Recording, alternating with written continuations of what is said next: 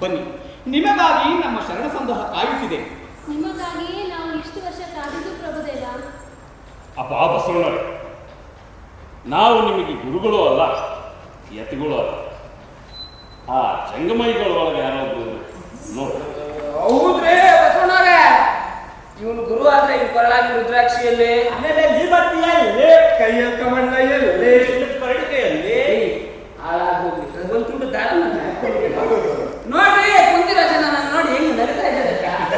ಈ ತಿಪ್ಪೆ ಹುಳನ ಏನಾದ್ರು ಗುರು ಅಂತ ಸ್ವೀಕಾರ ಮಾಡಿದ್ರೆ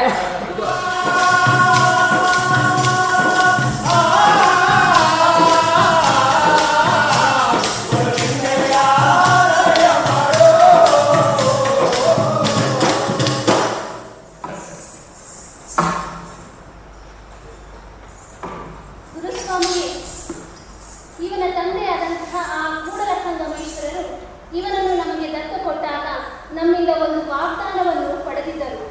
ಈಗ ಅವನ ದಾತರಾದ ತಾವೇ ಅದನ್ನು ನೆರವೇರಿಸಿಕೊಡ್ಬೇಕು ಗುರುದೇವ. ಇವನ ಲಗ್ನ ಕಾರ್ಯವನ್ನು ತಾವೇ ನೆರವೇರಿಸಿಕೊಡ್ಬೇಕು.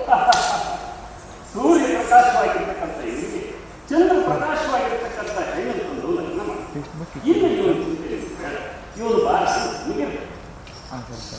ಗುರುಗಳೇ, ತಮ್ಮಲ್ಲಿ ಮತ್ತೊಂದು ಪ್ರಾರ್ಥನೆ.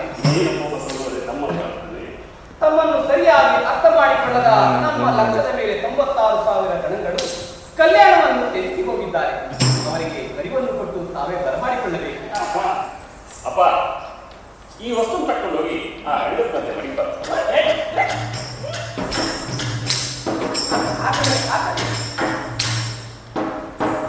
ಅಪ್ಪ ಜೈಮಯ್ಯ,